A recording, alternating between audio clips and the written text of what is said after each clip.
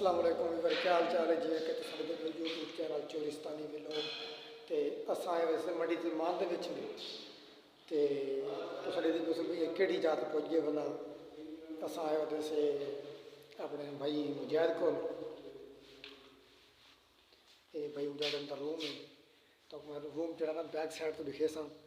तो सारे चैनल तो जो नवे सारे चैनल को सबसक्राइब कर गए सो तो बैल आइकन को ऑल कर गए सो ताकि सारी आने वाली वीडियो तुहाडे तक सब तो पहले पहुँचे। इसी चेक करो ये भाई साहब का कमरा है जिथा सुम दिन रात का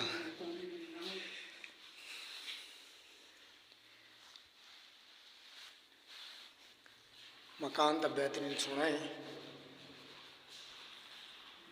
ये सी माशाल्लाह किचन है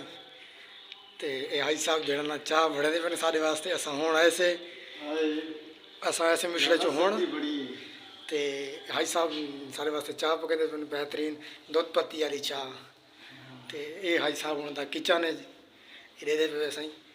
स्टाक लगे पे चने दाल चने मसरी धोती मूंगी दाल तो प्रोटोकॉल माहौल देखो आलू शालू वसल रखी पे तो बाल्टी खीर रखी खड़े चेक करो दुध को जरा ना काढ़ के रखी खड़े तो मूलियाँ शूलियाँ रखी खड़े बाकायदा फ्रिज भी रखी खड़े चेक करो मज़े भाई ना दिन चेक करो ये जरा बकाया सालन बचते वो जरा ना रख गिंदे ये चावल पके पे तो ये जरा ना गोभी का सालन बचा पे वो मुर्गी है माशाल्लाह सी प्रोटोकॉल माहौल बनाई खड़े हाजी साहब होनी था चेक करो सी ये मलाई रखी खड़े इवें ना मक्खन मलाई वाह भाई वाह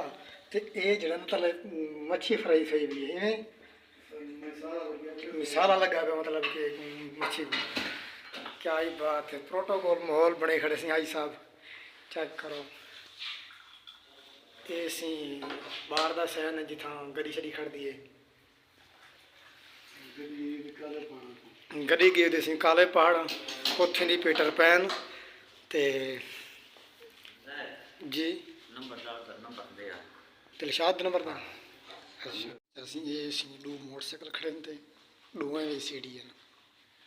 दोवें सीढ़ी मोटरसाइकिल हैं सही दोवें हाजी साहब को ये चेक करो सी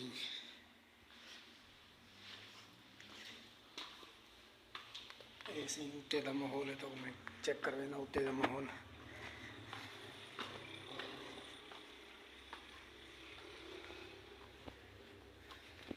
ऐसे उत्ते का माहौल है चेक करो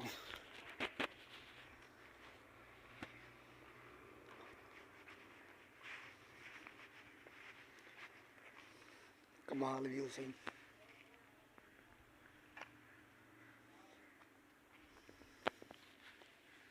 ये पानी वाली टैंकी है सही कमाल का व्यू सही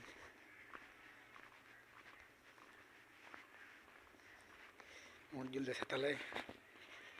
हूँ तले जुलदे से सही चेक करो सही ये जगह सैन है जिथा गड्डी शड़ी खड़ी है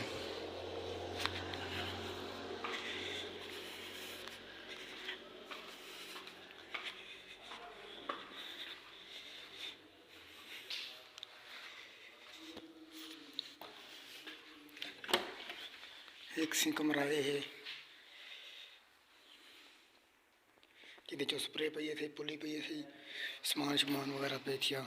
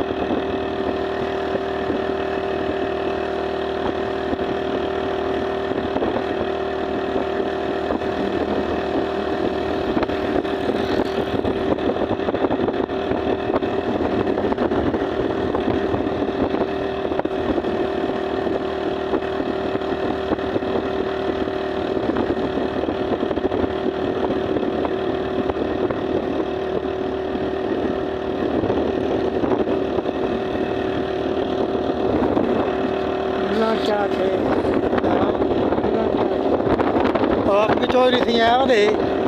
ਤੇ ਮੈਂ ਉਹਦੇ ਨਾਲ ਗੱਲ ਕਰਨਾ ਪਿਆ ਤੇ ਮਤਲਬ ਤੇਰੇ ਬਾਰੇ ਗੱਲ ਕਰੇ ਸਮਝ ਤੂੰ ਰਾਜ਼ੀ ਨਾ ਮੈਂ ਕਿਹਾ ਤੂੰ ਗੱਲ ਤਾਂ ਕਰ ਮੈਂ ਗੱਲ ਕਰ ਵਾਲ ਚੌਧਰੀ ਕਿਆ ਦੇ ਵੱਲ ਮੇਰੇ को ਕਾਲ ਕਰੀ ਮੈਂ ਆਵੇ ਸਾਂ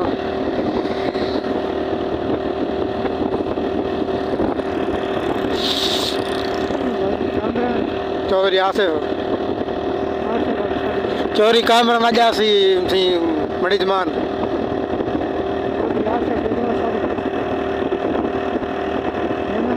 हाँ चौधरी आ मेरा ना कोई आख्या जब पावे